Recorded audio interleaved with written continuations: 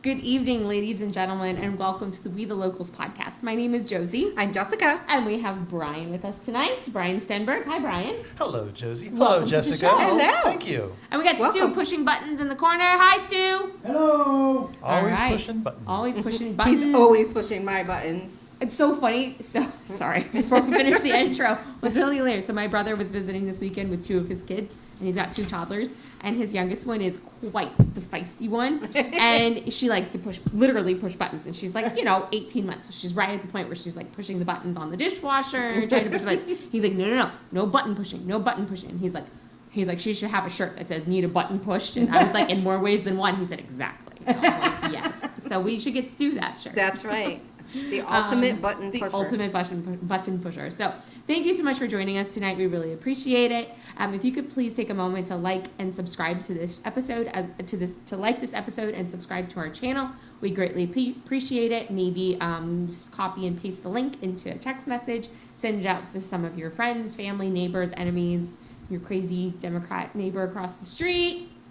Anything you want to do to share our podcast, we would appreciate it. If you would like to support us, you can do that by donating on our website or considering a sponsorship, a business or a candidate, and we would regularly put your name out there or your business name out there to help us keep our pretty lights on. So tonight is February 16th, and we're pre-recorded, and we'll be dropping the episode hopefully on Thursday. Yep. And we want to hear from you, so please reach out to us. We'd love to hear your thoughts on all the things that we're going to talk about tonight. So that's my intro. All right, so... Brian, tell us who you are. Yeah. For those of you who might not know, Brian has been on our show. This is what, your third time on I think it's my third time. Third or fourth? Maybe fourth. It seems like it's been forever since I was last here. Mm-hmm. Yeah. But I've been here as a candidate. I'm the South Region Director for the REC Palm Beach County. Mm-hmm. I serve on the Planning Commission for Palm Beach County. What else do I do? I have a little business here in town that does property management. And all around just instigator. I instigate. Right, I'm actually known as the king of next door here in Boca Raton. I post a little bit, and I was just describing how with Lent coming up, I'm going on a fast from next door. I tried it out over the weekend. It lasted about 10 minutes. And here we are. And we're not conspiring to help at all. Yeah, they're not going to help me. I was just going to say, and we support you in that endeavor. It's a very good we'll idea see during how long election it lasts. season for you to not be on next door. But we support that. Yeah, exactly. I'll do my best. Even during election season, I'm thinking about maybe moving Lent after the election. Lent starts after. It's kind of like dry January. Yes, dry January always makes me kooky. Because everyone says, oh, dry January, should start January 1st. But, the kids don't go back to school until, January, 5th. And so you're still on vacation. You're like, we're not really starting dry January until, at least the 5th. No, that's right. Exactly. Yeah, there's some wiggle room there. Yeah. Oh, man. I'm not much of a drinker, and I actually went out with friends for the first time, I don't know, in probably a decade.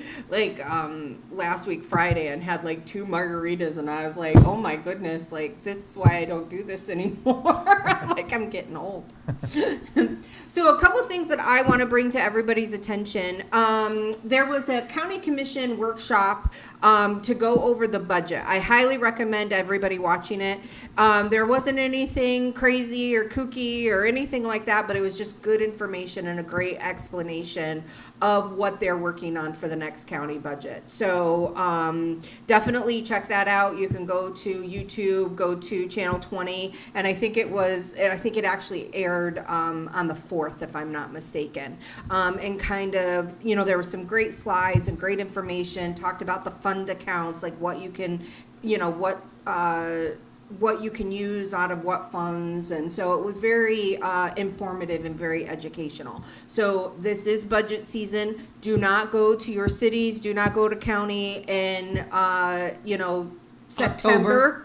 and start complaining about the budget. That's not how it works. Budget season starts now and really kicks off, come April after the municipals are over and the new dais is set for the upcoming year. You're going to start to see April, May, your budget workshops and all of that kind of stuff. So make sure that you're staying informed and understanding where your tax money is going. Also keep in mind and look for those words ad valorem taxes. Because that's going to probably be on your ballot here in November. They're still ironing that out about doing away or having some type of change to our ad valorem taxes here in the state. So you want to keep an eye out for that kind of stuff. What do you think of that, Brian? We've talked about ad nauseum, what our thoughts are on the ad valorem. Ad nauseum, ad valorem? Yeah. Go now figure. We like the ads. I think it has put a scare in a lot of local governments, especially to have them kind of tighten their act up a little bit. I know in Boca Raton, it's a very well-run city, so our worries are probably a little bit less than some other cities. I was actually when we were up in Tallahassee for Palm Beach County Day, I was actually pretty heartened to hear from our Chief Financial Officer, I think. Toby Oberdorf. I was really happy to hear from Toby Oberdorf, sort of a sensible explanation about what's going on and the fact that by November we're not going to have to choose from 7 different options. It'll probably come down to 2 options. And I actually left with some confidence that our legislators are doing a pretty good job to figure out exactly what may work the best. Mm-hmm. So there's a lot of hurdles that stuff has to clear, and then it's got to clear the hurdle of a 60% vote or 60% plus 1 for the voters. So we'll see what happens, and I think that I know that so many of the goodies that we enjoy every day are paid for with ad valorem taxes, and in the city of Boca Raton, I think all of our ad valorem taxes go to public safety, police and fire. Mm-hmm. So, one way or the other, I'm sure the government will get its money. So, because when you squeeze the balloon over here, it gets bigger over here. So I don't think that all the hype necessarily equates to what people think it does. Mm-hmm. And so I would be very cautious to make sure that any voter, when they're contemplating which way to vote on this, they really got to think through it. And it's kind of tough because, unfortunately, most people, especially if you have a mortgage, don't even look at their tax bill, and they don't look at all the different entities that are funded through that tax bill because their lender takes care of it, and they just escrow it. So I happen to pay my own tax bill, so I pay really close attention to what I'm paying for. I just get mine, and I really look at it now that I know what I'm doing. Yeah. And it's really it's so easy. The thing is that those tax bills are easily accessible. Yep. Anybody can look at them. I can look at your tax bill, and I can look at my tax bill, and I can look at your landlord's tax bill. Yep. I can look at Donald Trump's tax bills. Ooh. What's his tax bill? It's pretty big, I'm sure. He's a big taxpayer. Well, he is. He needs to because he's the one who sucks up all of the security resources. That's true. And the sheriff has a pretty hefty budget in Palm Beach County too. I have a fun story about that. We'll get to that later. We pay for a little bit of that too. Yeah, he's paying for that. Yeah, he's asking for an increase, and he's using public platforms to do it. Oh, so I'll tell you guys that in a little later. We'll get into that one. One thing I want to correct the record on is last time I think I said that Boynton Beach doesn't have an election. They don't have candidates, but there is an election in Boynton Beach. There's 3 charter amendments that need to be voted on. So I just kind of want to go over those really quick. The first one is addition of a city charter preamble. It's a ballot question. Shall the city charter be amended to add a preamble establishing the foundational purposes of the principles of the city's government, including protecting general health, welfare, and safety of the residents, and promoting honest, efficient, and responsible government. What this proposal does is it basically is an introductory statement that explains the purpose of guiding principles into the city government, but it does not change how the city operates in the day-to-day. this was just really weird. I'm not really I'm not sure sure how I what feel about what that. the purpose is. And I think basically it's just to make sure that the general health, welfare, and safety of the residents is the main purpose of government. Okay, but I don't think that's the main purpose of government. The main purpose of government is to protect our constitutionally protected rights, and those rights are not all of those things in that way. Because my concern is when we look back at what got us all into this, most of us into this in the first place, was COVID. What was the thing that they all had to protect? Health. So in there, they could say, "Oh, this is in the charter. We have Right. to protect health." So we have to do these things because this is part of what the voters voted on to give us this mandate to protect the health of the community. Therefore, you have to do these things in order to protect the health of the community. That's kind of how I look at it too. That gives me the health and welfare flags. part was a little bit washy for health me. is a very vague, Oh, yeah. very vague word. Yeah. Big. Yeah. And I'm not. I don't So know I'm not about here. that. All right, good. I'm not here advocating for anything. Just read No, your ballot I questions. same. I don't know. I'm literally Yeah. hearing these for the first time, so I'm just like that. Anytime you hear that the government is protecting your health, that sends like little like I agree. spidey flags up I agree. the back of my brain. And so, question number 2, candidate residency requirements for elected office. I thought that they actually passed this on the dais, but what they did is they passed to have this referendum It has onto to go the into the ballot. charters, yeah. Because it actually changes the charter. So it's to change it from 1 year to 2 years of residency. So We should do that. We definitely, should. I think all cities and municipalities in the county should do this. I think it should be 5 years. Making sure, because in Think of Boynton, 30 years. Yeah. 30 years. 30 Yeah. years. in Boynton, the last municipal election, they had somebody that basically just moved in with his parents and said that he lived there, even though he was like a resident of like Washington D.C. for like 3 years. Oh, like the guy running That's for governor? Vargas. No, I know, but like the guy who's running Yes, for governor? yes, Fishback, yes, yeah. yes. He's a resident of D.C., and now he suddenly lives in Florida. Yeah. So that's going from 1 year to 2 years. And then the last one is modernizing charter language and notice requirements. Doing what?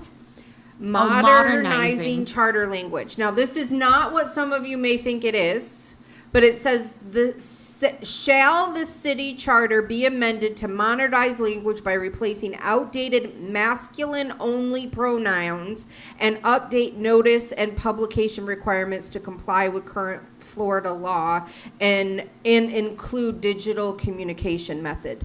This is basically, instead of wherever it says he, it would say like he, she, not they, them type pronouns. This is just to bring in the she, her, that aspects of We it. exist. See, Yeah. this is so weird because in English, you have to do that. In Hebrew, because in Hebrew, you have masculine and feminine, and then you have masculine plural and feminine plural, but anytime there's masculine and feminine together, it's always masculine and feminine. That's the way it And- is in Spanish, masculine plural, yeah, it's the same way in Spanish. And so you don't have this problem. Because Mm-hmm. you just say them-ish, Yeah. sort of. Them-ish, sort of. Sort of. It doesn't exactly translate to them, but it's like it would be, and so you don't have this problem. And this is why English is weird. Just saying. I failed English when I was in school. I got better grades in French, and I can't speak French than I did in my English class, if that tells you anything. So I just want to correct that there is a couple ballot questions there for Boynton, because I said that they didn't have an election, but please vote on So those. they're on paying those. $250,000 to have charter questions. Yep. Interesting. Interesting. Very interesting indeed. Oh, sorry. Since you said Boynton, I have to give a shout out because I just found out today that friend of our show and past guest, Commissioner Tom Turkin, is having a baby. It's his wife, girlfriend. Girlfriend. He's having a baby. He's going to be a daddy. Yes, That's so congratulations, Commissioner. His sign was super cute. It said coming. It was like it looked like a political campaign It looked sign. like an election sign. Yeah, it was so cute. And It was he's- really he's- cute. Yeah, so congratulations. It's very exciting. There's a serious baby boom happening right now. Really? Yeah. It's awesome. I know so many. Yeah, it is awesome. I know so many people who are having babies. Oh, that's good. I'm not one of them, just for the record. Yeah, me neither. Throwing that out there. That ship has Yeah, sailed. Jen and I are done too. Yeah. Yeah. Yeah, No. that ship sailed. That ship sailed. Yep. So, but I know a lot of people are having babies. And maybe it's the Trump accounts. I don't know. Yeah, maybe. Good for them. I know. Let's go. All Babies, for it. babies. All for it. Stu and I attended a press conference at Palm Beach State College with the governor and Casey DeSantis. and Surgeon General of Florida, talking about bread and the carcinogens in bread, and kind of talked about the candy, and there's different things that they're testing, that they're looking at and reporting back to citizens to make sure that they know what's safe to eat and what's not. First Lady DeSantis was on Ben Shapiro talking about this. He interviewed her this last week, and because she said basically Florida's decided, with the Surgeon General's leading and DeSantis signing off on it, to do all of these testings, because a lot of times what happens is this stuff gets approved, and then if there's no issues, it never gets revisited. And so food companies can just kind of do whatever they want, really, with the FDA, unless there's a lawsuit or unless there's a red flag. They're not really going out and testing all of these things on a regular basis. And then not only that, they're not taking into a holistic picture. And this is the issue, like, that you and I know, Jessica, that we've talked about this with vaccines, is that when they get tested for just that one, and they don't take into consideration that a child is not receiving just one. They're receiving a whole host of them at one time, and so they don't test what happens when the body receives that much, all of those things at that same time, the same way they do with the food. So they say, oh, well, this is safe in, this amount, but they don't take into consideration that kids are eating this amount, or people are eating this amount, and then maybe it's okay in one slice of bread, but maybe it's in the bread, and then it's in the cereal, and then it's in this, and then it's in da. And so they don't take that into consideration when they're doing all of these tests. And so what really then happens is the levels of arsenic in things like the candy is really, really over the top when you consider the whole holistic approach to what people are consuming. So the example of that is you can only have 120 Skittles per year. Otherwise, you're in dangerous levels of arsenic. Correct. And 120 Skittles is like 2 bags. I could eat that in a whole sitting. Right, exactly. And think about a child. I mean, my kids don't, but normal children do, as a normal thing. But if you have and especially, oh my gosh, they start in October before Halloween, and it goes straight through to Easter of literally every holiday, bags and bags and bags of candy. I used to collect the candy from Valentine's that my kids would bring home, because I have 3 kids. Oh my gosh, I just have to say, guys, this year not having kids having in school and having to make 60 Valentine's cards. I didn't have to do that. It was just wonderful. It was great. Funny. I enjoyed the crafting, but to have to make 60 of them in 2 days, because I'd always forget. Yeah. Which is why we ended up having to make them, because I would forget that I had to buy Valentine's, and I'd go to the store and the shelves were empty. There was none of those little cards that you just write the name. Nope, I had to make them with kids. Anyway, they would come home with bags of it. I'd have them pour it out on the floor. We'd have to collect all of it. I'd move because there's some healthy candy that would come in. That would get set aside. And then the really crappy candy would go in a big bag, and it would go on top of the fridge, and the next kid's birthday party would go in the piñata. No, there you go. Because I'm I'm not eating this. Healthy candy? Which is that? The healthy candy that's made with fruit and the organic fruit snacks and stuff like that. Hershey's actually isn't too bad. Reese's isn't too bad. It's really the main ones that are really the ones that have the arsenic and stuff are things like Skittles and Nerds that have all the dyes. Yep, the artificial colors. Yep. And then what First Lady DeSantis made the point was, she's like, there are candy companies that make good products that we tested the same ones, and they don't have it, so it can be done. Yeah. These big companies just don't care. Yeah. Same with the bread and same with the bread. Yeah. And what you thought was the healthy bread was not the healthy bread. And I was like, Nature's Own, was the bread my go-to. And no, it's one of the worst. So you can go to exposingfoodtoxins.com, and you can see all of the reports that have, and all of the food studies that have been tested so far, and those results. So definitely check that out. It's really important to push back and stop, purchasing these items that basically are trying to kill us. Well, and it's hopefully they're setting kind of the standard, the state of Florida, per usual, setting the standards. Mm-hmm. That then the federal government will be like, oh, maybe we should do more testing, or oh, maybe we should revisit some of these things, or oh, maybe we should, think about this in a more holistic point of view of what one person is consuming. Last thing.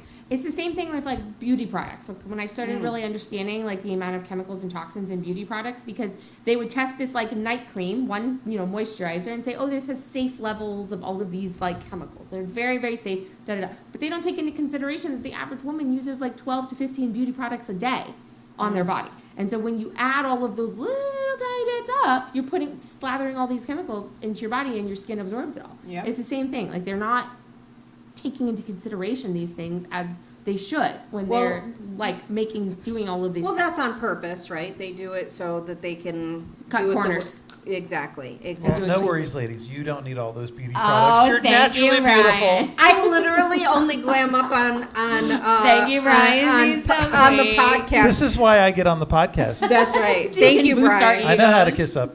Yeah, good job. Good job.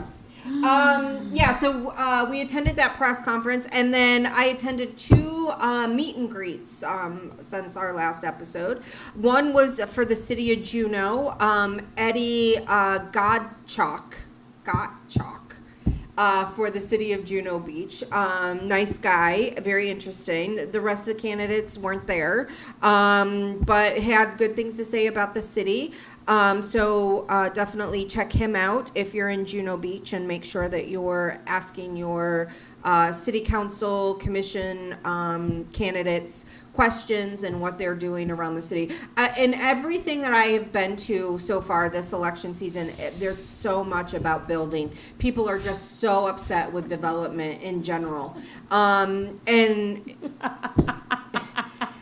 it's like between... Stop laughing. It's serious. I know, it's serious. It's like from Boca to Laxahatchee Groves. Like, it is just nonstop. Everybody just wants the development to stop.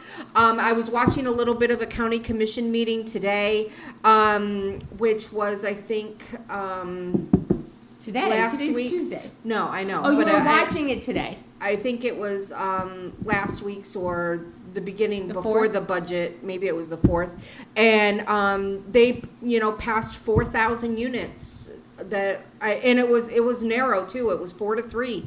And Was it split on party lines? Or how was it split? No, it was Baxter, Woodward, and Saks against everybody else, and it was the same. This is a failing road by 2040, because this was up by like Westgate, and so all of the roads in and around this project would fail by 2040. They're already projected to fail without these additional units. So Saks and Woodward and Baxter stayed how they have been for the last 3 years. Is that we don't want this type of level of development until the infrastructure is in place. And so they're like, you're already taxing an already taxed traffic area that now you want to increase the density and add 4,000 units. And even though, and all that, you had Flores and Powell and Weiss all talking about how, we need affordable housing and people need to be able to live close to work, and they're going to use public transportation. What public transportation? Oh, they're going to build like a transportation hub within Who's within this community that they want to put this. Is that it should be more self-sustaining. Should. By the Kennel Club. It's by the Kennel Club. And should be more self-sustaining. Yeah, but there's like no guarantees. There's no, But that redevelopment area is fine by Kennel Club? Yeah. Because I'm familiar with that. Yeah. I voted for that. So, which is fine. Yeah. But it's like also at the same time, it's like they're not addressing the traffic problems that we already have. So I have this conversation with people all the time because in Boca, everybody complains about traffic congestion. It's so bad. And overdevelopment. It's so bad. So bad. I have to wait 2 minutes sometimes. No. So when it takes me 20 minutes to get to the beach. all right, so I'm not going to mock anybody, but Mocking me. All right, You went so- from praising me to mocking me. No, I'm not Gosh, going Brian, to. I'm you not get going to mock. mine. I'm not going to mock you. You can walk to the beach a little quicker. It's okay. Right, 2 miles So- with all my kids and all All our right, beach all right. gear. So hang on a second. Okay, sorry, go ahead. Hold I'm up, just hold up. All right, so Boca Raton is 100 years old. messing. It was. Woo! It's when Addison Meisner was working on developing it. all the rage was everybody was getting their personal automobiles, and so everything was built around the car. We went from 1925 all the way to now building everything for the car. Yes. Right? And so I like my car, you like your car. I love my car. Ultimately what we've done is we've created a situation that's really not sustainable in the long run, because cars are getting more and more expensive. It's a pain to keep them up, right? You got to insure them. You get her to a wreck, you can't get a new car right away, all this stuff. Anyway, so I was describing to people that we're in a transition stage right now, with having gone for 100 years of building everything around the car and not really building it around people. Like, how safe do you feel if you were to walk over to my neighborhood from your neighborhood? Oh, how safe do you feel walking across Palmetto Park Road? Not at all. Right, exactly. Why is that? Don't you think that you should take precedence over somebody speeding by at 60 miles an hour on Palmetto Park Road? Well, I think I should take precedence over everyone on the road. Of course you do, right? Whether you're driving or walking, of course. You're right, Josie. That's right. Everybody needs to get out of your way. Yes. Thanks, Cruella de Vil. So, anyway, so what I was saying to people today, especially, is that you got. You like that, huh? That was a good one. That's why you don't. Stu's giggling. Sorry about that, Stu. Anyway, very rarely does Stu just start giggling over in the corner. No matter what you do, the traffic and congestion situation is only going to get worse, because government is going to lag behind whatever it approves for development. The last election. Yeah, because I told the truth. Because guess what? Yeah, when somebody said, "What are you going to do about traffic, Brian?" I'm like, "I'm not going to do anything about traffic." Right? And neither are you. No, and everybody, which guess what? Andy has not done a single thing for traffic, and he's won't. running on doing things for traffic. Right. It's just the thing is, Bill. All that is that's a response to what people say. I hate the traffic. I hate the development. I'll fix it. Elect me and I'll fix it. Right. Yes. And that's there is no savior who's going to come down and wave a magic wand and make the traffic happen. No, Andy's not going to have that happen. No. So anyway, I'm not saying that it's a hopeless situation. It's hopeless in our lifetime, but eventually, as we work through this transition of having built up for the last 100 years of making a complete what show out of it, maybe we've learned and we can actually start to plan a little bit better for the next 100 years, so that 100 years hence, people are complaining about something else, like the heat, or. But the thing of it is that I hear what you're saying, but all of these all these elected officials, they don't plan forward. That's why we're having the problem with the downtown development, is they didn't actually plan to fix or upkeep the city hall and the that whole thing is just backwards. Of course it is, and that's why everyone who asks me about that, I'm like, look, here's the problem. Here's how we got here. Unfortunately, we don't have a great solution, but this is how we got here. Now we just have to make the best of what we have in front of us. Yeah. But it's good to know how we got here. And I think we will. I mean, honestly, I think that. You think it's going to pass? Yes, I predict that it's going to pass. You do? I'm voting yes on it. I mean, I'm voting yes, and I'm voting yes for I have the a bonds. vote yes sign in my car. I haven't put it out yet. Yeah. I haven't fully decided. Yeah, I was just happy to see the vote yes people at the I'm library giving the same Boca people a run for their money. No, That made me very happy. Yeah, I'm very happy to openly say that I will vote for the bond for the police headquarters, and I will vote yes for the 99-year lease, because the nobody has offered a really sufficient alternative to what the 99-year lease presents. Wait. So save Boca. Their solution is just to raise taxes. You don't think that's a good solution? To just raise taxes? Mm-hmm. Yeah, because that's essentially what it would be. Because if you just leave if you leave the land fallow, then so it's not producing anything. I think it's a bad solution. Okay. Yes, that's what I wanted to know. And so the other thing, one of the Live Local Act is having a really profound and interesting change with development throughout the state. We have at the Palmetto Park Square, that redevelopment is a Live Local redevelopment with the apartments that they're going to put there. It is going to happen, yes. They're going to break ground on the Publix, redoing the Kmart thing rather soon. I don't know when, but I know it's soon, probably during this quarter. That's going to put me into a different school district. Why? Isn't it? I think it's going to put the amount of children in those condos is going What to, do you I'm at care? the Your edge. No, children nobody's will going to live too. in those buildings. Only people, no children. No children? I don't Yeah, because So- my property value is higher if I'm in an Addison Meiser district. Oh, I see. Um, Good point. I don't know what effect it would have quite yet, because I don't know. All I know, like Addison Meisner School is, it's not over capacity at the moment, Okay. which is a good sign. Because they would put it, because J.C. Mitchell, so the line is like 2 streets away from me Mhm. for J.C. Mitchell, which J.C. Mitchell I think is at capacity. Mhm. So They I do don't have the capacity there, yes. Yeah, and it's far. It would be far for people in my neighborhood to go to I- versus Addison Meisner. I got distracted. Sorry. I forget what we were talking about. Live local is having an interesting oh, effect. so Live Local. So one of the provisions of Live Local is that it requires municipalities to do a survey or an inventory of all the land that it owns, that a city owns. And right now, if it owns land that's just not being used, the city may go ahead and approve affordable housing to be built on it without much trouble. Eventually, that may is going to turn into a require, because there's cities like Boca Raton that are kind of slow to approve stuff with affordable housing in it. The state wants desperately to create more affordable housing so that you can have people have the ability to live close to where they work. Because in Boca, that's a big problem. It is a problem.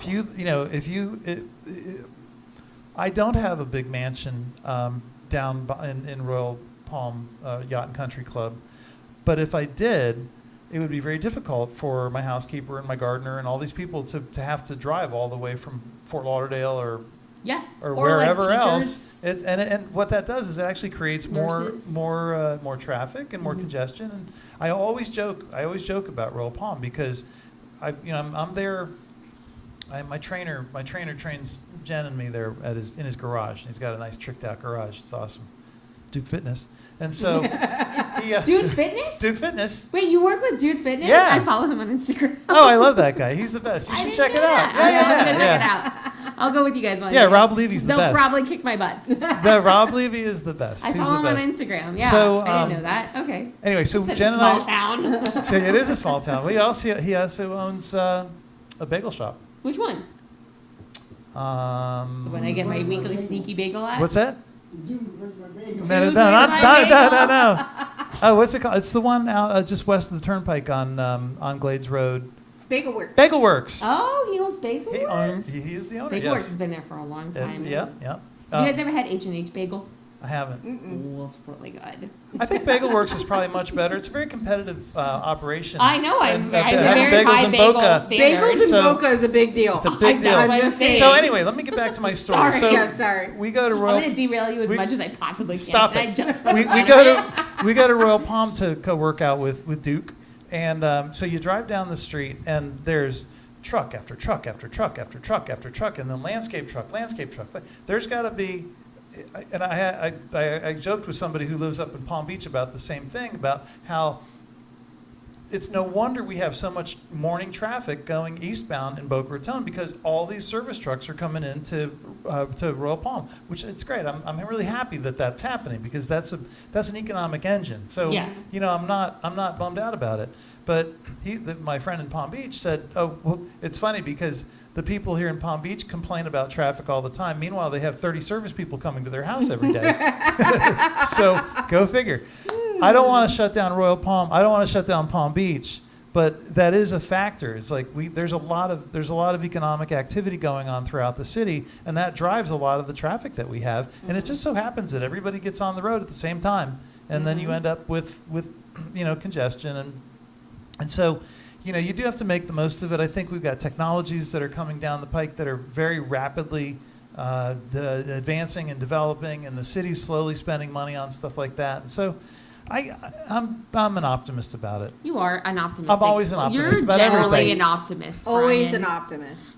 But also, what I love about you, Brian, is how you are able to connect the dots. And so many people don't do that, especially before making a decision. And so it was like the heated debate, with this community, for, Palm Beach Kennel Club, this whole redevelopment. it was very interesting when you heard the back and forth, because you could just kind of see how the commissioners aligned and how they didn't align. And it was a good education. So I definitely encourage people to pay attention to what's going on, whether you like it or you don't like it. So the important thing also to remember about that is, remember how I mentioned that I voted on that project as on the Planning Commission months and months ago. Yep. I can't even remember when we voted on it, but I thought that was actually an interesting project, because from a transit standpoint, it's very well located. You know, not only is it near the airport, but it's near a really busy road. It's right by I-95. It's right by Australian. It's on land that's essentially just a big parking lot. You know, the Kennel Club. I know people, you know, they love that Kennel Club, and they've got fond memories of going there with Grandma and Grandpa and betting on the dogs. But at the end of the day, the Kennel Club can only make so much as a casino, if it's even got that. So there's always pluses and minuses to development, and I'm sure everybody would love to just shut the doors and not let anybody else in, but that ain't gonna happen. You know, Why not? Can't we create a passport system? Just kidding. You'd need voter ID. Well, the city of Boca Raton did try many years ago to cap its population, and the Supreme Court says, no, you can't do it. I know. So It was I a always joke. remind people of that, too. It was a joke. Yeah. It was a joke. You can joke with me if Yeah. you want, and I'm going to have a very straight, serious face about it. I know you are. He's going to just give me the dad face. Yeah, here it is. No. Here it is, right here. No. Yeah, there it is. This is the bombastic side eye. It's bombastic side eye. It's funny because I was with my parents today, with my family today. We had family in town this weekend, and my mom is working on her ballot because she works for elections, so she won't be home on election day. So she does. Vote by mail. Thank you. And so she's like, "All right, tell me what's going on with candidates so I can make some decisions," because she doesn't have time, you know. So I told her all the pros and cons of everybody and everything, and she decides. So she gets to the question about the ballot question about the downtown, and she's like, well, I don't know. And so my dad's like, I'm just gonna tell you what I'm doing. I'm voting for it because Boca's ready to move forward and we don't want to miss the train. And my dad is 75 and he's like, let's go.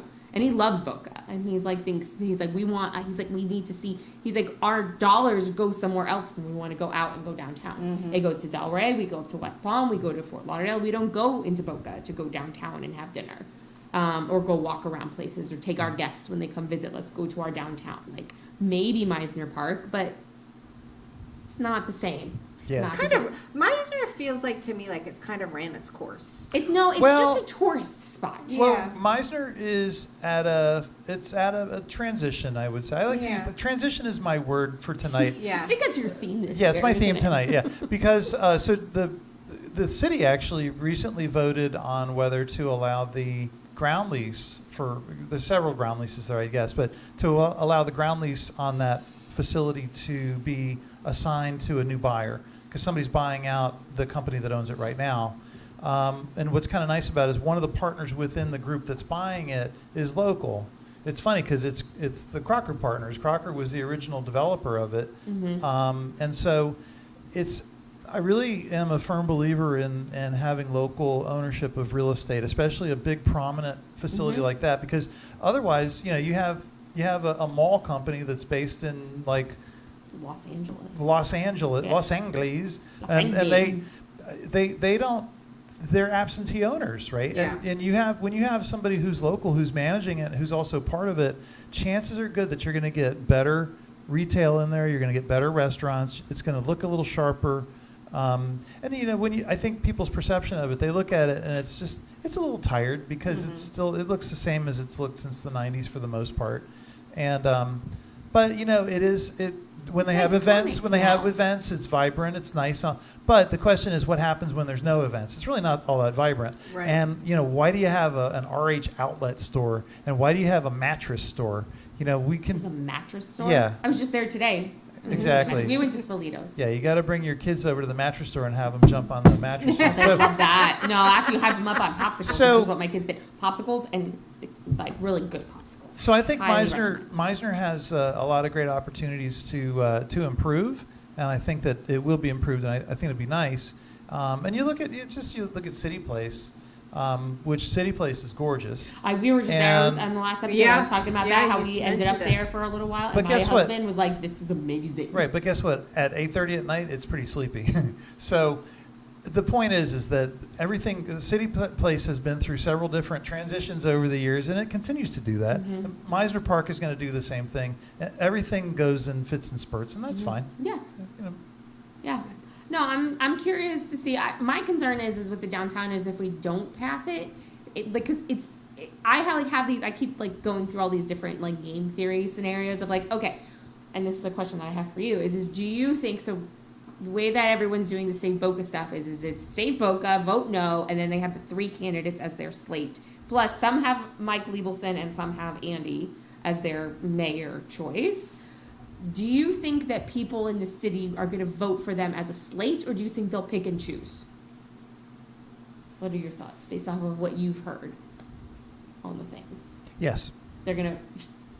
Now, I don't know how people are going to vote. I think that I think some people will vote on the slate because they see the signs. And it's easy. They see the no sign and they say, okay, no must mean no on everything. I'm just going to vote no on everything. And that's actually a typical approach for a lot of people.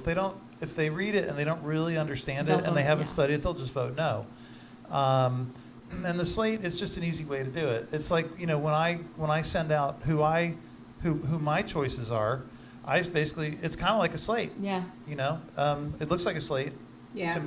And part of it is just to help people remember who I'm voting for and who I recommend they vote for. Yeah. Yeah. So but I think that with the Perlman posse. The Perlman posse. Perlman posse. They're all following him. I think Perlman Sippelgrau. Perlman Sippelgrau. Perlman Sippelgrau. They, I don't necessarily think it's the strongest slate, and I don't know, but I don't know how many people have. Like, I think the average voter hasn't really thought that much about it. And what's funny, like I'm in Boca Square, and I walk the neighborhood quite a bit, and I run the neighborhood a lot, and I don't really see a whole lot of yard signs right now, which is unusual because usually by end of January, you'd start to see a whole mess of yard signs. And I see fewer Save Boca signs than I used to see. Really? I feel like I'm seeing more. I see fewer of them than I used to see because I think they've either really faded out or people have mowed their lawns and just took them down or whatever. But do you think they changed their mind? Some people changed their mind. I know some people have. Some people have changed their mind, yeah, because Save Boca. So Save Boca is a really interesting thing. When I first heard about it in June of last year, I thought it was a really fabulous idea. I sat in the room with a bunch of the people who ended up being the core people, and I told them, because they asked me my opinion, I said, this thing is going to take off. You're gonna succeed beyond your wildest expectations when it comes to answering the question that you have, which is, a vote for public land. Because they managed to encapsulate an issue that people could actually put their hands around. Because when the city first came out with its plan that showed garden apartments on the softball fields and townhouses up north and moving the singing pines out to this place and moving another building to the cemetery and switching all these things around, redoing my pool. Right. So when all that stuff came out, it was such a shock, and I'm pretty tied in with the public. I mean, I know a lot of people, and I get people come to me and say, hey, Brian, what can we do about this and that? And they're like, we really need you, Brian, we need you to organize something. I said, I'm staying out of it because this is a little bit more than I want to take on, because I really didn't want to take it on. And because I really didn't see a good place to organize around, to be honest. And the Save Boca core people came up with a good idea. And they figured out a way to communicate it, and they figured out a good way to get people involved with the petition process, and they followed through it, and they got a win. They actually got a win because the city took a look at that and said, "Wow, there's a lot of residents who are really concerned about this, and we didn't realize that there was going to be this type of a backlash," and And to me, that was a success. They didn't even need to have a vote, to be honest, Right. because they got what they were asking for with, Reductions, changes. and ultimately the development team that the city is working with to do it went from 30 acres of all kinds of crazy development down to 8 acres. And so to me, that's a win. And some people say, well, they just threw whatever they could against the wall to see what would stick, and the 8 acres was all that stuck. I don't necessarily buy that. No, I don't either. But I would say that the city has responded, the developer has responded. Would I have done things a little bit differently if I had to redo it over again? Yeah, I think I would talk to the affected businesses, and I would talk to the affected neighborhoods like Royal Oak Hills and Old Floresta, and actually have some focus groups with people in those neighborhoods early on, and draw from the stuff that the residents talked about back in 2024. When one of the city boards came out and held an event where people came out and they put little red stickers and green stickers on everything, and there was really good feedback. Oh, and, yeah. Right, you remember that? I think I was at that. Exactly, I was too, and I remember exactly what it was. I'm like, wow, this is really cool, because this is residents getting together. Yes. Because there were 200 people there, Yeah. and they were really held multiples. jazzed about it. Yeah, They held multiple Right. sessions, so they must have had a pretty large. I don't remember if there were multiples. I just remember one that it was No, actually. I mean you could pick your time slot, so they had Oh yeah, maybe that's what it was. Therefore there were at least a couple of groups. Yeah, and I was talking to the mayor about that many months later. I'm like, why didn't you guys incorporate much of what you saw in that thing? I said, this plan that has come out, it just doesn't reflect what the community was looking for. What did he say? I forget what he said, but it how he it doesn't really matter. It's just water under the bridge at this point. Yeah. But the point is that there was one of the reasons that everybody was complaining once the plan came out was that looked nothing like what anybody talked about when they were in that room, and there was energy in there, and it was exciting. People were really excited. They were fired up about that idea. Yeah. And guess what? They were just as fired up about it when they figured out that nothing that they said there translated to what was said Right. here, right? And so, anyway, I don't fault the developer, believe it or not. I think there's a lot of blame to go around, and I think that I think that the developer actually, from my understanding of this thing, is they felt like they weren't even showing enough housing based on what the city was asking them to present. Do you think that the change in management in the city with the new city we went from our city manager, long-term city manager, to an interim city manager to a new one, all while this was all going on, do you think that had an impact in that information getting translated to the developer? Yeah, so I actually think that it goes way back, actually. Part of it is that Lee Fonnell was our city manager for many years. He ran a tight ship. He also was extremely conservative, and I think that kind of stifled things a little bit too much. It's great to be conservative, and you have to be able to look forward to where you're going on. Which is so why, now the buildings and all that kind of stuff. Just a great example. We have Ordinance 4035, the downtown ordinance that dictates how things work downtown. That sunsets in a couple of years. I know that the city's been talking about it for the last year or so.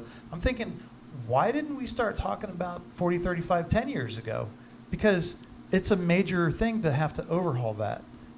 Thank God we're talking about it now, and I think that Thank God we have people in office who know what that means. Because Right. if you said that to the 4 people that are running for office that have no idea what's going on, they will have no idea. They will not be able to answer it, and they will be the reigning people sitting on the dais when that sunsets. And if they don't get their crap together and understand what they need to do in order to do that, we're going to be in for a world of hurt. So the city is working on it, and it's I've seen a little preview of it, and I This think dictates that, how high buildings can go. yeah, or the heights aren't going to be any. any more than they are right now, but it basically simplifies how development works downtown. And because think about it, if you're a property owner downtown, you need to understand what you're able to do down the road so that you can plan ahead, because you got to line up money and you got to line up resources to make sure that you can design something that the city's actually going to approve. Right.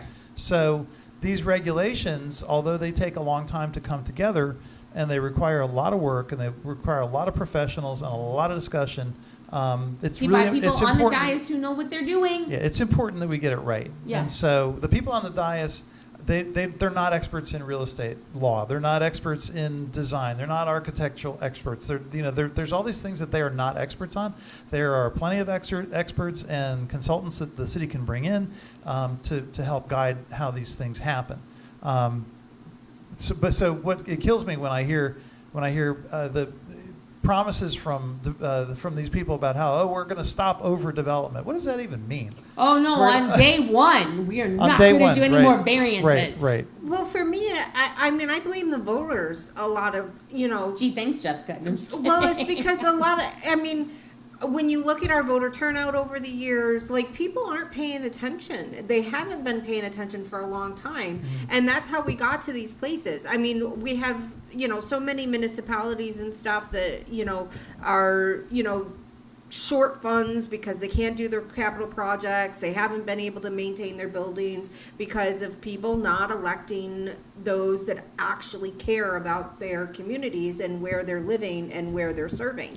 And you can tell the difference when you have candidates that are just looking for the next stepping stone, or candidates that are really invested in their town. And you take Boca Raton is a perfect example of this right now, because you have 3 people running for mayor, and only one of them is really a citizen in Boca that, what was Fran? She was she's a retired surgical nurse, of all things. She's not a politician. She's not looking for the next step. She's not a businessman saying, I'm using this for my business clout. She's been invested in the town, for decades. She lives here. She raised her kids here. All of that aspects. And then you have, Andy Thompson that's looking for the next best thing, because if he becomes mayor, he's gonna resign to run for something better because he's done it before in a couple years. And you have, what is it, Liebelson? Is that how you say it? Liebel? Something like that. Liebelson. Where does this guy come from? We've heard, Who thinks he's going to be a strong mayor and have an executive pen? Yeah, honestly, I know pretty much everybody who's into politics in Boca, and the guy never crossed paths with me. The first time I met him, I saw him, I recognized him. He didn't even recognize me, and I've been around for a while. Yeah. And so tells you everything you need to know. If you don't know Brian, you can't be mayor. That's right. Brian is mayor. Somebody sent an email to Scott Singer and called me the mayor of East Boca, and I told him, I said, stop calling me that. I said, I don't want to. You don't need to give Scott any ammunition. So. That's funny. Scott asked me if I had any advice for him on his campaign for Congress, and I said congressional campaigns are not my forte, and then I just smiled.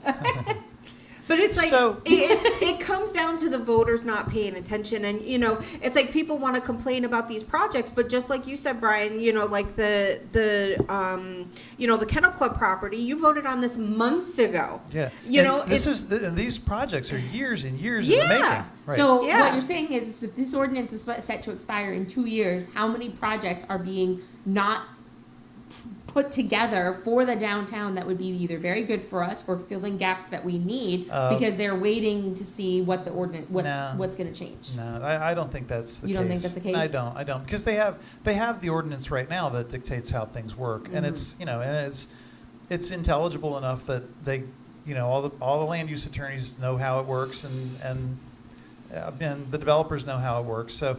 There's a big pipeline of stuff that's either under construction or will be under construction or is up for approval or whatever downtown. And that's what I always tell people. I'm like, even though it's coming out of the ground right now, keep in mind that it's been under development for many, many years. And so it was approved by a CRA. The CRA is the downtown it's the city council that they shuffle seats, but they sit as the commissioners of the CRA, the Community Redevelopment Agency. They approved that, and it may be a different group years ago.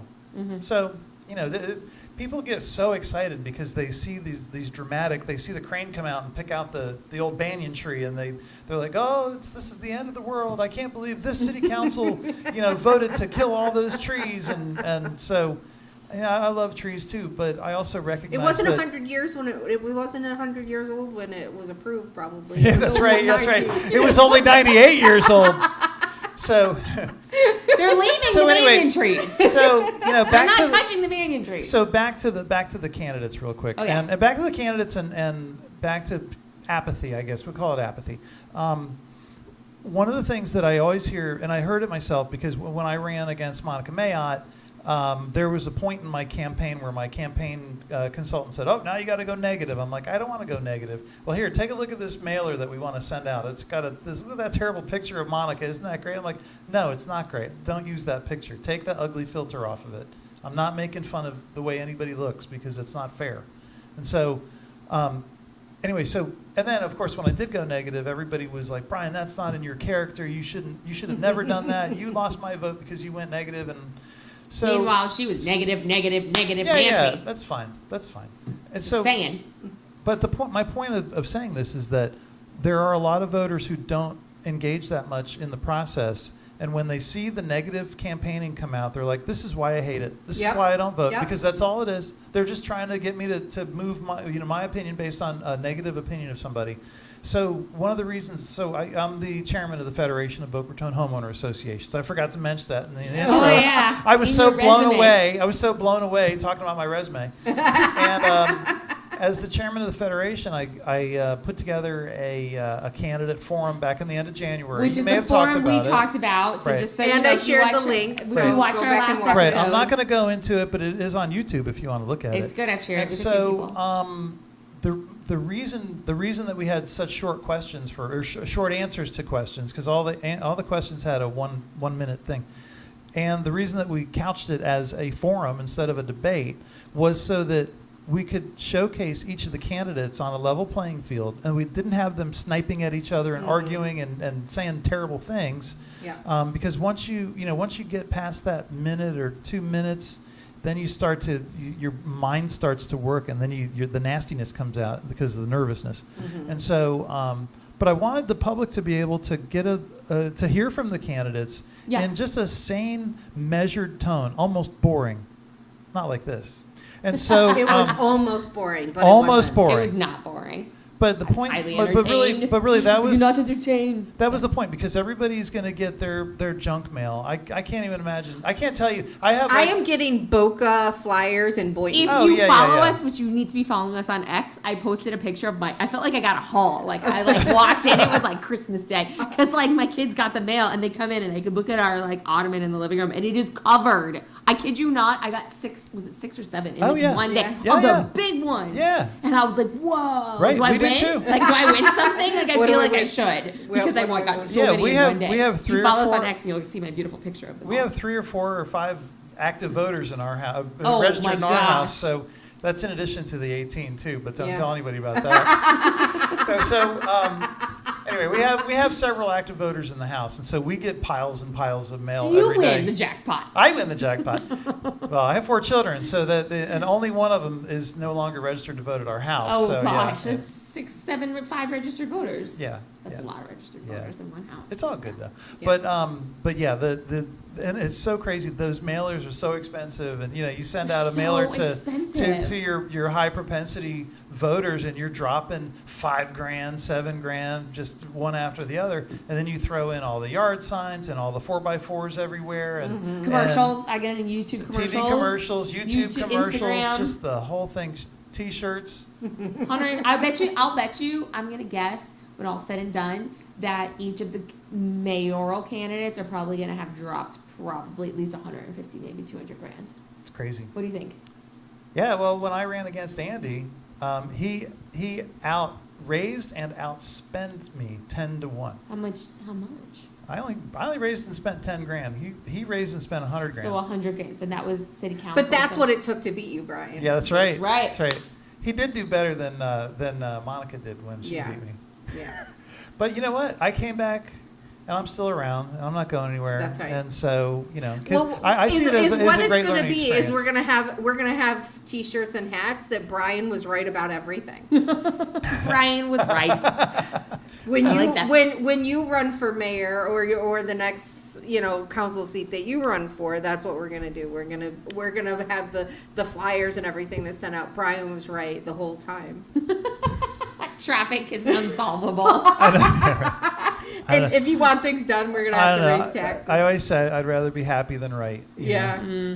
Well, my concern is that this is one, so going back to like why I asked the question about the slate is because I am curious on how all the chips will fall, whether or not, like, if we vote against the downtown and that wins, but then, and the Save Boca slate people win, then I feel like we're in like SOL with a lot of things. And so I'm like, well, if I vote yes for the downtown, maybe that will eke its way out and win, and there'll be nothing they can do about it if that slate gets elected. Well, the bottom line is that if the downtown Boca thing passes and that slate gets in, they're going to have to figure out how to work with it because they can't do anything about it. The people spoke. The people spoke. The people spoke, right.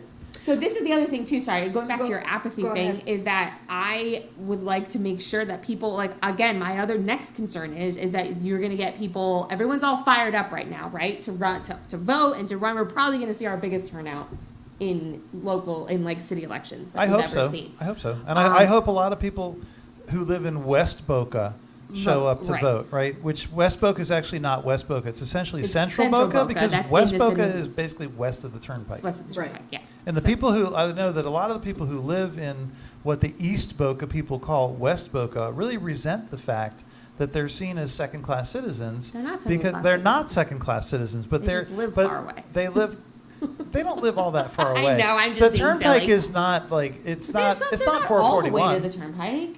It's the Boca City line at like north of Boca West goes out to the Turnpike. Okay, that's true.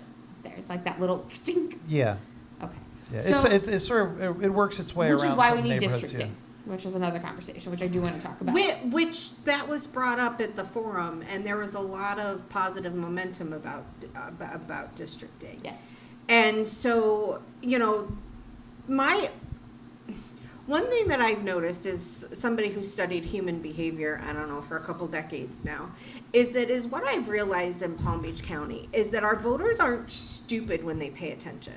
And so when they actually get all of the information, they usually vote for the right candidate, or the better candidate, even if it's not the Republican, like you kind of see, and if you put a Republican candidate against a Democrat candidate, sometimes the Democrat candidate is the better choice once in a while. Not that I'm saying that Shonda. we should vote. Knows what that means.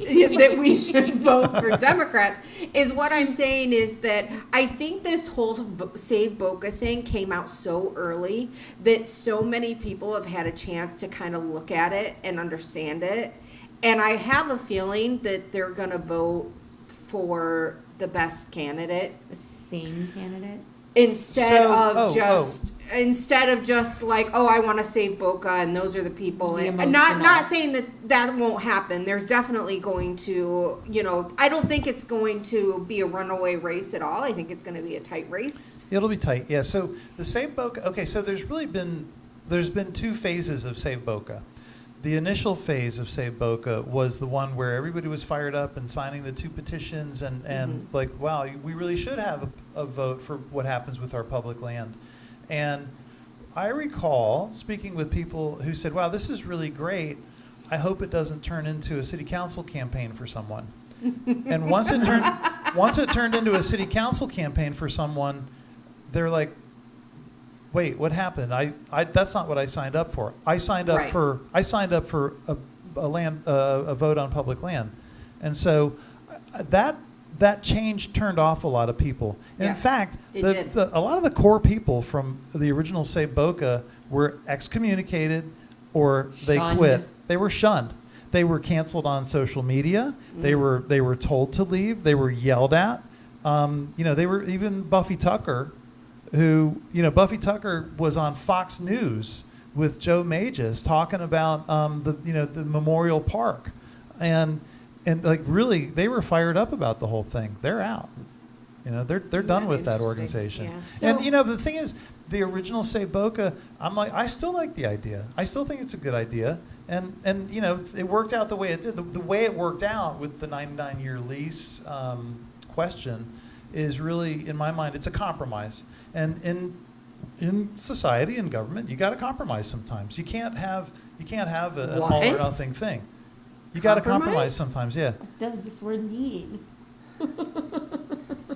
This is America. We don't compromise. The thing I'll tell you what turned me off about Save Boca is in part that Perlman said to me one time, he says, "This is war," and I said, "Oh, that's great." And so I played along for a little while, and then I thought about it, and I'm like, well, in war you have a winner and you have a loser. Yeah. Right, and you have scorched earth.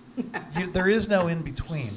And so I was like, I don't want to wage war. I don't think war is the right. It's not gonna get us the right outcome in our city. So why describe it as war? These are insane words coming from someone who was not born and raised in Boca, who has no connections or ties to Boca, that just showed up out of nowhere and dropped 6 figures into this whole shebang and said we're going to war against this city council. Mm-hmm. So sketchy. There you go. Sketchy on sketch on sketch on sketch. Well, I mean, our whole society was built on the fact that we don't have to go to war anymore, that there are compromises, that you can have healthy debate and understand both sides of the argument before you go and vote. Yeah, well, it was interesting. Again, what a concept. I know, it's a crazy concept. Again, if you're following us on X, I reposted a post of a guy who's running for state house in Massachusetts, and he was out getting signatures for his petitions. And he knocked on a door. He's like, I knocked on a door that wasn't on my list. I just felt like I should knock on their door. They opened the door. I told them what I was doing, and they said, we can't sign your petition because we're Democrats. He's a Republican, so has to get Republican signatures, I guess, in Massachusetts. I don't know. Closed primary? Yeah, but we even have closed primary, but you can have any party sign your petition. But I guess they're the different. They said they couldn't sign it. And he was like, yeah, they couldn't sign it. So I guess it's different laws. That's not the point. The point is they were very nice, and they seemed like they wanted to talk. So I was like, so let me ask you, are you happy with the way things are going here in Massachusetts? And they're like, not really. And they started talking about all the things they were upset about so much. The guy said, I'm even thinking about changing my party to independent. And so he was like, really, let's talk. And so they invited him in. He met his wife. They had a cup of coffee. They chatted. They said, well, we can't vote, but sign your petition, but we're going to vote for you in November. And I reposted it, and I said, this is the way. Like, this is what candidates need to be doing. You need to be going out there. You need to be talking to people. Talking to people, asking the questions. He asked questions. He said, what don't you like? Like, what are you happy? What are you not happy with? Here's how I think I could help that, and here's how I want to help that. It sounds like a representative government. It's just insane. These crazy thoughts. Instead of going out there and saying, this is what, we're at war. We're going to war, guys. Yeah. Pack it up. I'm sorry. No, I just listened to a Warrior talk last night. We had this guy come in who he's an Israeli soldier. He had been raised in England and moved to Israel several years ago, and he just spent many days fighting a war. And I was like, that's war. Like, that's a warrior. Yeah. Like, this is acres in the city, in the greens. Like, let's all calm down here and everyone take a breath. And no, war is not the right word. I find a lot of issues. So it's funny. So what's interesting about this election too in Boca is that a lot there's conversation online. Nextdoor is like spicy. It's spicy, and Facebook has been used quite a bit. And it's kind of funny because at this point, I think a lot of what you see on Nextdoor and Facebook is basically just the echo chamber. Yeah. Because most people. Yeah. Sorry, no offense, boomers. Sorry, boomers, but yeah. It kind of is. So, especially on Facebook. But, especially on Facebook, yeah. But what it is it is an echo chamber at this point, because I think a lot of the people who were following it with some, thinking it was going to be really interesting are now at this point saying, these people are nuts. Mm-hmm. They're all arguing over the same thing, and I'm not learning anything new. Mm. And they don't come with solutions. No. And when you do come with a solution, people yell at you, and they cancel you. So what do the Save Boca people want there? They don't want anything there. They just want to let our buildings crumble and fall? They want a park. They want basketball courts, softball fields. So what about the city council? What about the city hall and like? They're using the 6500 building, so it doesn't matter. Well, we'll build it ourselves. That's what they say. We'll build it. We have $600 million in the bank. That's what I always hear that number. $600 million in the bank. Do they know what it costs to build things? Well, of course. Well, and that's the other thing too. There's always this debate over the police headquarters, and the bond amount is up to $175 million. It's not really that much. The city. That's a lot of money. Is it? Yeah, it is. I'd like to have 180. Well, yeah, I right. mean, okay. I could do when so. I say that, but I'm sorry. I guess I have like the county numbers in my head where I'm Right. like, meh. No, I'm just Right. Yeah. So basically, what the city is asking the voters to approve is up to $175 million bond. The city is committed to kick in another $25 million to make the total nut $195 million. I don't think it's going to cost that much to build the whole thing. They just want to make sure this is going to take several years for them to figure it out and get it built. So I think the goal would be to have it done by 2029 or so. So a lot can happen between now and then in terms of cost. So they had to have a number. They had to estimate a number that they could potentially use and not have to go back to the well to ask for more money. So it makes a lot of sense to me for them to do it that way. And it's going to be it's a public safety compound. It's defensible. It's built to withstand a major hurricane.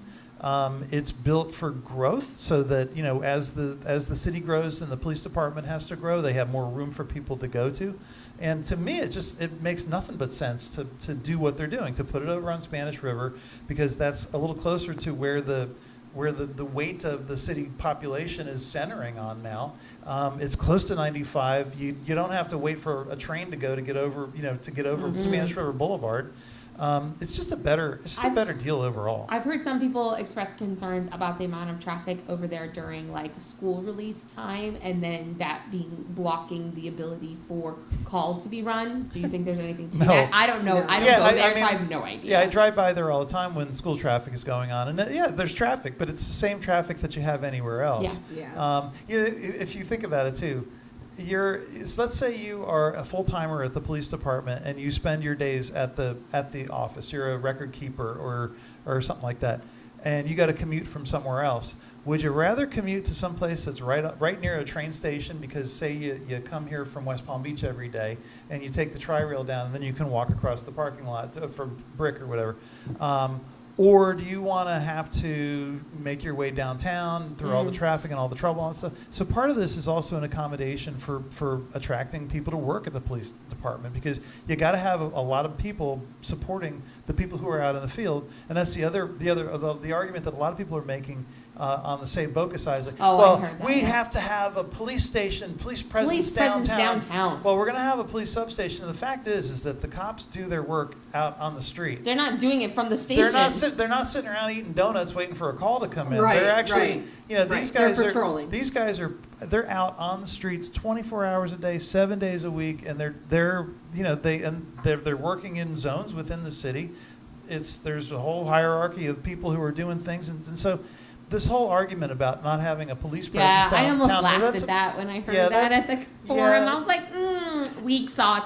Man, you need a better campaign manager. The whole time during the forum, there were so many things I was like, oh my gosh, someone should have coached you better than that. Yeah, oh my gosh, someone should have coached you better than that. I kept swapping between my campaign manager hat and my residence hat, where I was like, ooh, bad campaign move.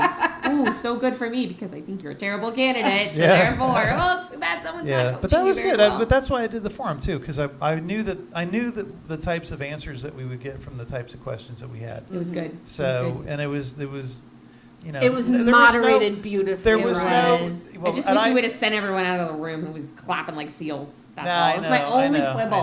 I wanted to see security go over there and go, that whole row, move, get out. Afuera. So I'm gonna shout out to the security. That's right. As well. Al Kakachi, he hooked us up. It was great. Yeah, it was great. It was great. I want to do a different format for the next one we have, which will probably have fewer candidates. But it'll this cycle? No, in 2027. Oh, okay. Because you have seats C and D are both going to come up. Oh, Brian. That's how Brian and I met. Seat C, seat D. That's right. So maybe we'll do a repeat, you and me, Josie. You heard it here, folks. There you go. So funny, these two are clowning around, jokestering. Come on, Josie, you can do it. Jokestering. We'll see what happens after this cycle. If you sign up, I'll sign up. Oh, peer pressure. You should know that does not work with me. I have FOMO, but I don't bow to peer pressure. There's that delicate balance there. But we'll see. I'm curious because I do think there's some really good candidates. I'm going to highlight one. In this cycle is Kristen Ritchie, who's been putting in the work and doing all this. And if she does not win because of the craziness of St. Boca, it'll be a real bummer for us as a city because I think she would do a lot of great stuff for us. And she would have won, I think, very easily had it not been for all these shenanigans and them turning the Save Boca mission into a campaign. And so I'm hoping that if somehow these people win, that we'll get some of these candidates who lost to come back around and try to save us from the Save people.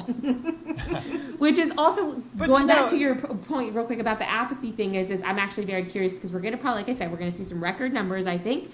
And then I'm very curious is if my opinion, God forbid, these people all get elected, if all of the Save Boca, are going to then just be like, we elected great people, we're going to all walk away and not pay any attention to the things that these people do on the dais. That's probably what's going to happen, if that happens. Yeah, because again, the Save Boca is basically a one-issue group. One-trick wonder, yeah. And once that issue loses its luster, people aren't going to be that interested. I think that really came out in the forum. Like, you really saw, like, that they were really just one-trick ponies, and there wasn't a whole lot of substance to Yeah. I mean, I would say that I think Michelle Grau has a good handle on a lot of things, and I think she's paid attention. I've known Michelle for many years. She was one of the better ones. Right, and I think she's the one who probably has, I mean, she's got the best chance, I think, as far as... Bob. I would have given her a much better choice in that race. She would have done great in CT. Yep, she absolutely would have. I think she would have won it. And I think Perlman probably had a big influence on which he did for sure. Yeah, I Meredith Madsen tells me that when she signed up, he called and bitched her out because she signed up. You were supposed to talk to me first, which is that's not right. Yeah, I know I'm pretty sure he told Michelle that she couldn't run for CD. She had to run against Kristen. Yeah, that's insane. Which then, even as good as she might be, if the fact that she couldn't make the decision on what seat she wanted to run for, why should she be in that seat anyway? Yeah. At any point, if she can't decide and take a stance and make it who are we electing? So the thing that we are such nerds. We are the worst nerds when it comes to this stuff because we actually follow this stuff and we we like it. Well, you and I, Josie, you and I have an intimate knowledge of it. You have an intimate knowledge of it, having managed a campaign, and so it's kind of hard for us to separate ourselves from it. But the average voter has really no idea what to look for in a candidate. A lot of voters don't even know what a city council does. Mm-hmm. A lot of voters in Boca Raton. Or they think it's called a city commission. Yeah. A certain mayor candidate was calling it a commission. That's right. Freaking made me want to lose my mind and just be like, dude. There's people who live in the charter. There's people who live in the city of Boca Raton who don't realize they live in the city of Boca Raton. There's people who live in Boca del Mar who think they live in the city of Boca Raton, and they want to get your yard sign. I'm like, no, you don't live in the city. You can't use my yard sign. Yeah. So. Oh my God!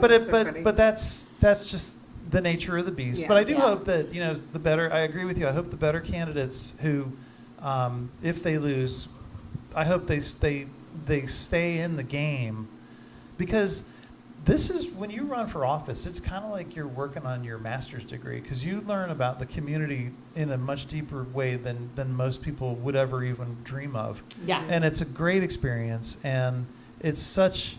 It's so nerve-wracking, and it's so stressful, and if you campaign, which there are, I know that there's at least one candidate that really doesn't campaign because he's busy promoting his third petition. Okay, can we talk about that once you finish your thought, and I want to talk about that. About spotting him lurking around Publix. Is he really? Yeah, I saw him today. Wait, Perlman? Yeah. Okay, because he's got people outside the library again signing petitions. I'm like, what are we signing? I have no idea. What is this? I think I read it, but I refused to sign it. Well, yeah, I'm not signing any more of his crap. Yeah. But like, I think I've seen it characterized as a way to disenfranchise the voters who get to vote on the March 10th so ballot what is question. it though? What do they? What's the petition to do? What? To shut down the vote on the vote That they we got have it? on March 10th. That they wanted? Yeah. It's disenfranchisement of voters. Right. Interesting. I'm sorry, I just need a second to process. Wait, so he's been fighting for 8 months to get this something on the ballot to stop the development. Now they want to cancel that? To do what? Well, because the vote that they wanted was on the charter amendment Right, which is not ordinance, legal. which it was found to be unconstitutional. Yeah. And the Ned Kimmelman case Thank God. against Save Boca, which was then Save Boca was removed and it left the city. It basically left the city as the defendant. And the city's like, we don't want anything to do with this. It left the SOE and the city as the defendant. And they're like, yeah, guilty as charged. And so, so. Let us go. We'll pay Right. the fine and leave. Right. So That's fun. anyway, that whole thing is still going on. But the bottom line is that the judge who ruled on it said, no, you can't. This is unconstitutional. And Ned Kimmelman's thing was to say that the people who were signing the petitions were deceived. We were. I signed the petition, and then later on, I was like, wait a minute. I started going like through it all in my head, and I was like, I have a lot of questions. And when I asked questions to get clarification on it, I was told that the language would be figured out when it went on the ballot. Yeah. And I was like, well, then what did I sign? Oh, you signed to get it on the ballot. I was like, that's. So one of the things I recall, remember I mentioned the early Save Boca meeting. It was in somebody's living room over in that neighborhood by Meisner, and I remember I think there was a discussion then or shortly thereafter about how there needs to be. We really would have to take care to make sure that when people were describing the situation to people that they're trying to get to sign the petition, that they stuck with the language in the petition, that they stuck with the concepts, that they didn't veer off from it and say that, that so-and-so was going to build a parking lot over here in your neighborhood if you didn't sign this thing.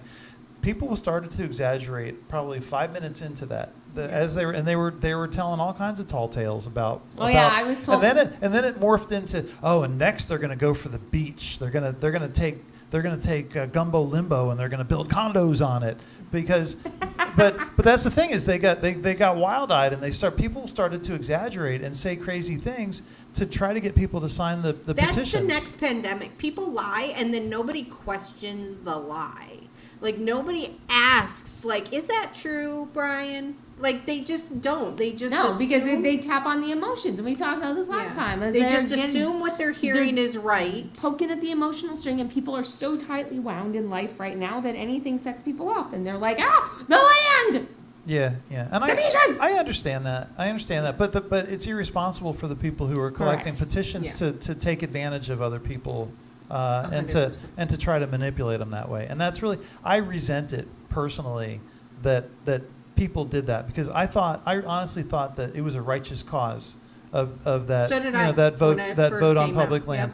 Yep. I thought it was a great idea, and I was like, yeah, it's going to work out well. And I collected signatures, I signed stuff, I was happy to wear the T-shirt around Publix and. But the change that it went through shortly after all that was not a happy thing. Which tells you that the person who started it or claims to start it does not have pure motivations. Because when things get morphed into playing on people's emotions and it doesn't say and opening up like 5 different LLCs around it. And doing all kinds of crazy shenanigans goes back to my original thing of why is he doing this? There's something. There's got to be in it something in it for him, and I don't trust it. I don't trust him, and I don't trust the whole thing anymore because just people are not that altruistic. They're just not. I'm sorry. I'm cynical. Well, Boca, you think people are? No. I don't think I don't think I want to discuss my conspiracy theory. Okay, no conspiracy theory. Okay. Just leaving it. I'm just throwing it out. Because I have no proof. I know. No. Let's not do things we don't have proof with. I mean, we talk about Boca a lot on this show, and it's not just because, like, we're from Boca. And it's the second biggest city. It's the second biggest city in Palm Beach County. Exactly. It's a very influential place. Exactly. And in South County, it is the biggest city. Yeah, and that's why we focus on, a lot on it. I mean, there's, some things going on in Wellington. There's some, things going on in Palm Beach Gardens. They're just not as complex as what's going on in Boca. And I think that Boca's gonna kind of I think it's going to be a turning point, whether it's a good way or a bad way. I think we'll determine on March 10th. I do have a question. Sorry. I should know this, but I was thinking about it the other day, and I was like, I don't know that I actually know this for sure. What is our charter? If there's is it the winner take all, or is it 51% of a race? It's winner take all, right? Yeah. Okay. That's what I thought. I was like, there's wait, no is that? There's no runoff. There's no runoff. For a minute, I was like, I'm pretty sure that's right, but whoever I haven't gets the looked most at it votes. in a It's long a time. plurality. It's a plurality. That's what I thought, because I did run, and that was my goal. But then I was like, wait, it just. You could end up with recount, which has happened. Which is less than 1%, right? Yeah, that like Kathy Cottrell and Andy Thompson ran against each other, and that's a sore spot for a lot of people. Yeah. Apparently, I heard so many people talk about ballots showing up. Random people that when I went door knocking for my campaign, I'd have people open the door and they'd be like, well, that they stole that election from Kathy Cottrell because ballots were just showing up. I had like multiple people telling that, and I was like, I know nothing about I heard that. Like I wasn't even living in this. I heard that story I wasn't too. here for that. It was people were bitter. Well, Tamara McKee jumped in there too. Yeah. And so she took some votes, and if Tamara had not jumped into that race, Kathy would have won it hands down. And the whole city, I don't know, shifting. Anyway, sorry, you were about to say something before I went off on that. I forget what it was. Okay. You threw me off. Sorry. Anything you guys want to finish up with? We'll close out this out. No, I don't think so. Anything that you want our listeners to know, Brian? Just pay attention to what's going on in your world. Unfortunately, we have so much access to so much information, and so much noise and smoke, and mirrors. It's really hard to discern what the truth is, and so that's why we're here to give it to you. No, I'm just kidding.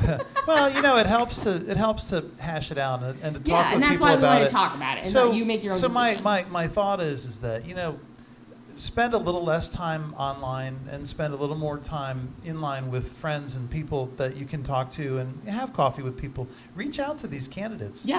Talk to them. Ask for people's different opinions. Don't just don't live in your little silo or your little bubble. Echo chamber. Your echo chamber. Mm-hmm. It's so easy to get into the echo chamber. As a candidate, it's super easy to get into that. And everybody's like, oh, you're the best, you're the best. And then you're going to win. You're not actually hearing anything. So. I mean, Josie and I talk about it a lot, but that happens in our RAC a lot of the time. Like it's an echo chamber. And nobody's really being their own independent mind when it comes to our meetings and things in the RAC. It's that same type of mentality. Yeah. That's how we end up with the funnest meetings ever. It was a shit show on Wednesday. That's one thing we didn't touch on. There was an REC meeting on Wednesday, and it was just. What was it, Jessica? How was the meeting? It was a shit show. I missed it. I was solo parenting, so I couldn't go. I mean, we lost quorum, so nothing could get voted on. So it was just talking nonsense. It's a waste of time and money. And it was just. On it, and then I asked, do we have quorum? No, there was no vote. You just asked if there was a quorum, but there was no vote because there was no quorum. Right. But you were right to ask about it, Stewie. Yeah, Stu did a good job. He was on it. Yeah, good. Good job, Stu. He was reading the room, and he was like, do we have quorum? Yeah. And it was like, nope. So, meeting adjourned. So it was done pretty quick. That. But that's the thing it's like we can't get any business done. You can't even officially adjourn the meeting. Yeah, we had to sleep there. Yeah. Everyone couldn't just adjourn the meeting. Goes away. Yeah. It's interesting. It's meeting interesting. Ended. It and then you have small little municipalities like South Palm Beach, which is 3,000 residents. Only 1,500 of them are full time, and all of their council is looking to get reelected. And it's like the small little community where it's like they just good hometown feel. They just want to make sure that they're taken care of and their residents are taken care of, and they want to do what's best for everybody, and they, answer everybody's questions and talks to everybody. And I'm like, if it could just be this nice and pleasant everywhere, this would be so great. Yeah, that'd be great. Instead, we're getting like reports done on us by Boca's getting reports done on them on like Instagram. People talking about controversies in small towns and small cities all over the country. I do know if you subscribe to the Sun Sentinel, I do think that the what are they, the bios and like their what is it when they talk? Candidate endorsement interviews. The interviews, that's what it is. So all of the candidate interviews came out in the Sun Sentinel. I don't subscribe, but I don't like to either. read those. Yeah. So if I do. anybody wants to send me a hacked copy, let me know. Or Sun Sentinel, send us a with- copy and we'll review it on So air. with Sun Sentinel, if you subscribe, like they run specials all the time, like 6 months for $10 or something, and then if you cancel, then for like $1 they give you the whole year. I love that hack. Just so you know. It's a good hack. Good to know. You're going to be found out. You got to watch out. Yeah. So It's legitimate. I went to cancel. I'm like, it's too much. I'm not paying for it. And they were like, well, what if we gave you, maybe it's not $1. I will for a say whole that year, Palm Beach is such a fascinating county It is. to live in and to be involved in the politics of the county, just because you have such disparities from east to west. Yep. When we were in Tallahassee, I was having lunch with some officials from Pahokee, and we were talking about a couple issues that they have, and I was describing the P3, the public-private partnership, and a ground lease and how that worked, and they're like, "What are you talking about? That's like voodoo that you're talking about." So, you lose when you live in Boca and you live in Palm Beach, or just one of the eastern communities of the bigger cities, you lose sight of the fact that Palm Beach is mostly it's a collection of a bunch of little towns. Yeah, agriculture. And it's really a fascinating place. It really is. It really is. And your perspective on it is different than our perspective on it, because you're more county wide. Yeah. And it's just really cool. It's a really neat county. I wish people would It learn really more is. about it. It But really stop is. moving here. I'm just kidding. Yeah. Yeah. Learn more close. about good luck it, but with don't that. move here. Good luck with Broward that. is great. Broward is built out. Palm Go to Broward. Palm Beach is almost built out. So it's getting there. Stop It's moving getting there. here. Yeah. Go to Broward. Yeah, exactly. I've mentioned that several times. Palm Beach County is just there's parts of it that remind me of home of Michigan, and then there's parts of it that are like big city and booming. And I remember when we first, I was interviewing here. I hadn't decided that I was going to move here, and I just was like, oh my gosh! We parked in a parking lot, and there was like a Trans Am and a Bentley and Lamborghini, like all in the same place, and I was just like, where is this? Like, where am I? Palm trees. I'm like, wow. I was just so enamored with Boca, because I was like, it really is So like true. a completely different world. And I'm like, so Stu and I drove, like, we got like a Pontiac G6 and drove down here from Michigan so I could interview at a chiropractic office off of Palmetto. And I was like, it was a mile from the beach, I was just in awe. I was like, I can't believe that this place exists, and then. Were you sitting in traffic, or there was no traffic back then? No, right? there really wasn't traffic. No. Right, none. But yeah. and then it was amazing to us, like all of the signs were like down low on the street. There wasn't like McDonald's didn't have high arches, I drove past the ladies 3 freaking times because I didn't know where it was. Yeah. So it is a different world here than what a lot, at least those of us that came from the Midwest,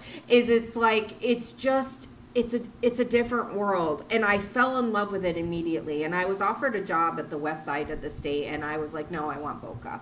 And so I waited for, to get this job offer. And, here we are 20 years later, still living here and actively involved in the community and wanting to know what's going on and really just loving it here in all aspects of it. I've really fallen in love with Palm Beach County as a whole. You didn't want to be with your Michiganders on the West Coast? No, Yeah. no. Because there's a lot over there. That's I where they know. all go. There, yeah. When my I-75, just follow the highway. When my husband's family goes on, like he's from the Midwest, when they go on the vacation, they either go to Floribama area, or they go to like Destin. Redneck Riviera. Yep, or they go there, or they go to like Destin. Yeah. And so he's like, oh yeah, my family's coming to Florida. I'm like, they're not coming here. He's like, no, they're not coming here. I'm like, I know. They're going there. You might go visit them. They're like, you want to come see us? I'm like, we're like 6 hours from where you are. You do realize it's a big state. Yeah. And we're like way down here. We're like down here. But I'm enthusiastic about Palm Beach County. I think it's got a lot of potential. I agree. I think there's a lot of smart people who live here, and there's a lot of people who really actually care about the community. I so think there's pretty enough cool. Gen X here to save it. I agree. Excuse me. Jeez. And some, Elder. I'm an elder millennial. Yeah, I'm the an elder. You're I'm on also, the cusp. Right. Well, and my older siblings are Gen X, so I grew up in that. I think there's some good millennials out there too. I do More too. few and far between. I'm just kidding. I do Listen, too. I thought my older sister, my Gen X sister, was here visiting Colorado, and she works for government. She works in accounting for a city in her state, and she's like, I took a second job working at Starbucks because I'm up, and she's empty net. Her kids are all grown. She's like, I'm up early every morning anyway. I might as well work for a few hours before I have to work. So she got this job, and she's like, my manager is 23. She's like, all the kids that people have, there's one person in there who's 35, and everyone else is like under 30. And she's like, it is a different world. I'm just like, what's happening right now all the time. Oh she's my like, God, what's it's so happening? funny. She's crazy. It is kind of funny being a Gen Xer, and you're like, you look at all these things, all these problems, and you're like, oh my, I got to get involved with helping to fix these things. Like, I have to help these kids. I got a few good years left where I Yeah. can contribute something and not be totally annoying. Yeah. And which is, I guess you could look at it a few different ways. You could look at it as an opportunity or an obligation. Yeah. I kind of think it's probably better, a little more positive to look at it You're as an an optimist, opportunity. so- Right. Yeah, an opportunity. Yeah. You have to look at it that way, otherwise you're crossing over with us to the pessimism. Because if it fails, it's our fault, Brian. Yeah, right. It's always gonna be our fault. Blame the millennials. Yeah, we can't blame the boomers anymore, can we? You'll just blame the millennials because we get blamed for everything. No. You guys, you grew up at a different time, in We a did. different place, and it's been. I think you've been in a tougher spot because we're sort of the bridge. We're the bridge generation where we didn't grow up with video games and cable TV and all this kind of stuff. We were just on the cusp of all that stuff. Yeah. And We knew life before. Yeah, we I did too. For the record. Well, you did. Yeah, you But did because of your siblings. yeah. And I'm an elder millennial, yeah. But my Right, younger brother doesn't remember much before internet. Right. And I was like, you don't remember before the internet? He's like, vaguely. I was like, Right, oh. right. But I do. I learned the And Dewey I think Decimal we're- System. Yeah, I do. And I look back at that and I'm like, oh, things are really great now. But things were great then too. So I don't pine for the old days. But I think the thing of it is that we, Gen X really has to be. We were taught to be resourceful, to look into things and research things, and have like an encyclopedia, and An atlas. yeah. I went to the library, so my daughter has to do a research project for language arts, and she has to write this thing. And so they were like, get an atlas from your teacher or the librarian and look for this and blah, blah, blah, blah. And so I go to the children's section at the library and like where the atlas is. You have to go to the main section. So I go to the main section. I asked the lady for an atlas. She looked at me like I had 6 heads. that's right. I was like, Yeah. an atlas? Do you have an atlas? Don't you And have she's Google like, "What do Earth you on your mean?" phone? Yeah. She's just looking at me. I'm like an atlas. She has to look at maps and look at them physical. Hey, Let me see Siri. what I can find. Hey, and she Siri, pulled define out, They were atlas. not real Yeah. atlases. I was like, Yeah. this is not what I'm looking for, but I'll do the best that I can. And so my poor kid's trying to do this research project, follow all the instructions of what they're telling her to do, and we can't find half the resources to do them. And so I have to funny. change it and make her. She's using a lot of the internet, which is what we have. Yeah. But I'm like, I can't even find what I need in the library. My kids think I'm the oldest fart in the world because I'd say, well, when I was your age, I used to go to the main library and I'd go on the microfiche and I'd look through all that. What the heck is a microfiche? Well, it's a reel-to-reel thing. And you go, zzz, then it was so exciting because there was a copy machine and it was 10 cents for a copy. Yeah. It was a lot of money. It was a lot of money back then. It wasn't really that much money. Right. I know, but more than it is now. I mean, I grew up, my dad was a truck driver and my mom worked second shift. So from the time I was like 7 or 8, I pretty much raised myself. So it's like if I wanted to know anything, I had to figure it out.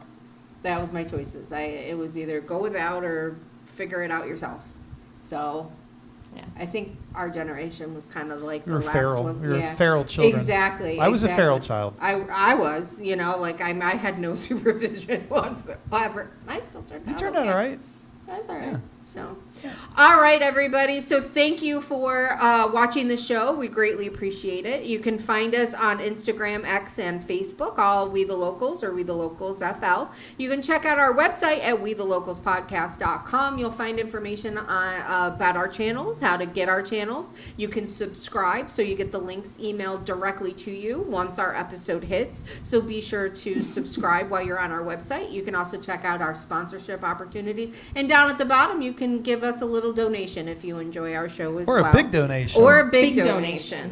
That's right. We're going into 2026. There's a lot of information coming at us, and we want to make sure that we're able to bring it to you as fast and as quickly and easily as possible. You can email us at wethelocalsfl@gmail.com. Any of your questions, concerns, you want to know where Brian's going to be, we'll let you know. Just email us all of your big questions, and we'll make sure that we get them answered as best as we can. Where's the exit? Have a great night, everybody, and be sure to stay local. Bye. Bye.